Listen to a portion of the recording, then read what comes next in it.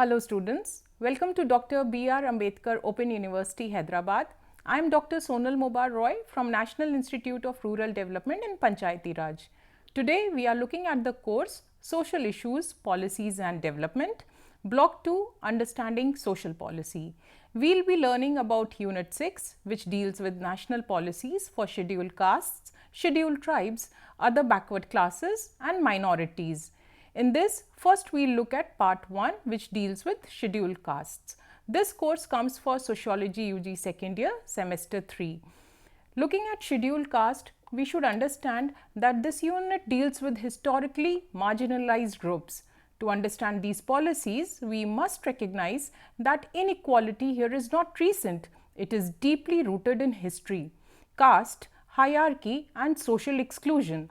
When we talk about scheduled castes, scheduled tribes, other backward classes and minorities, we are not just talking about categories, we are actually talking about histories of exclusion, inequality and marginalization. These inequalities are not recent, they are deeply embedded in the social structure and we are still fighting with it.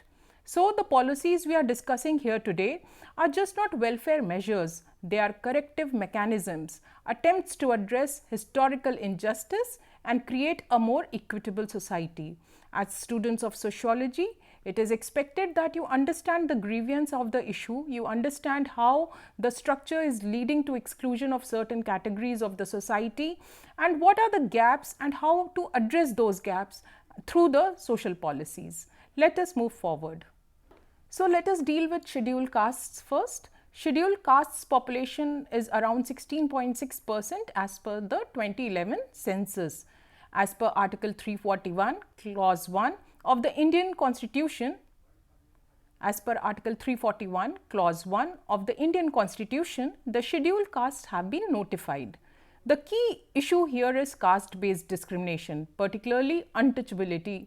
This was not just economic deprivation, it was a system of social exclusion that governed everyday interactions, occupations and access to resources.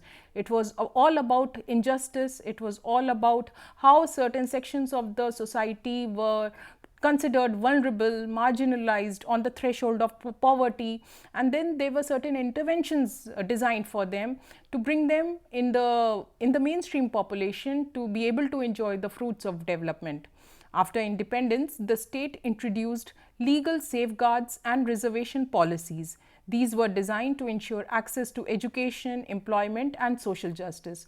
The whole idea was to make sure that these excluded marginalized sections were able to enjoy the fruits of development. They had access to employment opportunities, they had access to education, health facilities, financial inclusion. Actually, that would lead to better quality of life for the certain categories that we are talking about.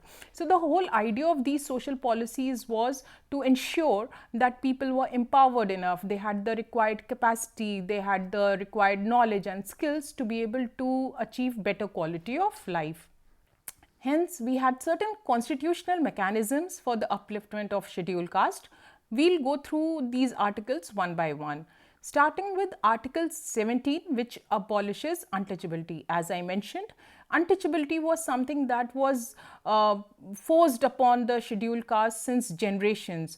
We have all heard about how these sections were excluded socially, culturally and made sure that they were not included in day-to-day happenings in the mainstream society. So, they were actually going through this inhuman act of untouchability. Article 17 abolished that.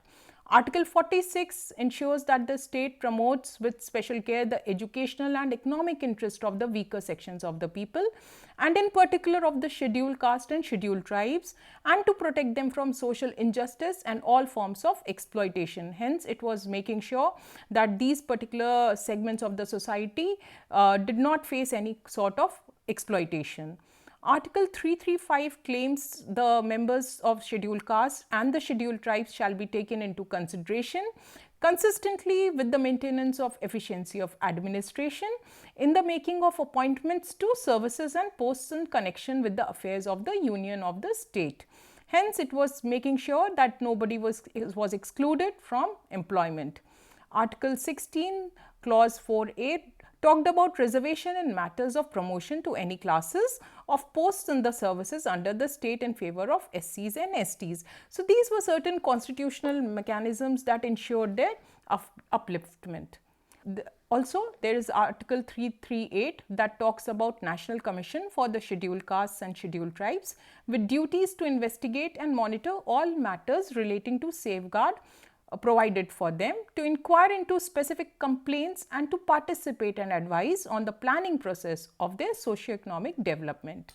Article 330 and Article 332 of the Constitution respectively provides for reservation of seats in the House of the People and in the legislative assemblies of the states. Under Part 9 relating to the Panchayat and Part 9A of the Constitution relating to the municipalities, reservation for scheduled caste and scheduled tribes in local bodies has been envisaged and provided.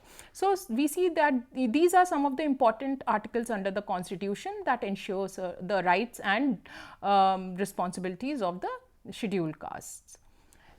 Then let us take a minute to talk about the Ministry of Social Justice and Empowerment, which is the nodal ministry to oversee the interest of the scheduled castes. The ministry implements acts for protecting the civil rights of the scheduled castes through Protection of Civil Rights Act 1955 and the Scheduled Castes and Scheduled Tribes Prevention of Atrocities Act 1989, the Prohibition of Employment as Manual Scavengers and the Rehabilitation Act 2013. We all know that as I mentioned, the untouchability and exclusion for these scheduled castes has been coming down through generations. Then they were also considered to be the manual scavengers. The mainstream society considered that the scavenging work was meant for this particular segment of the society. Hence, there was a constitutional law to ensure that their rights are secured and they are not the SCs are not prone to certain atrocities. The ministry also deals with the following important issues with regard to scheduled caste development, such as monitoring of points 11A of 20-point program, justice to scheduled castes and affirmative action including reservation in private sector for scheduled castes and scheduled tribes. Also, moving on, we see key development initiatives for scheduled castes. There is special central assistance wherein 100% central grants to states and UTs to strengthen scheduled caste sub-plans are provided. Then there is targeted planning strategy since 1970s ensuring proportional allocation of funds for scheduled caste development. The most talked about tribal sub-plan which is a parallel strategy for scheduled tribes with dedicated resource allocation. Then we have the National Scheduled Caste Finance and Development Corporation, which was established to finance and support economic empowerment of scheduled caste families. We have the central and state collaboration with dedicated bodies for implementation and monitoring. So, in this section, we learnt about the scheduled caste and how through the constitution their rights are secured. It is made sure that they receive justice and they are empowered enough to lead a better quality of life. Thank you so much.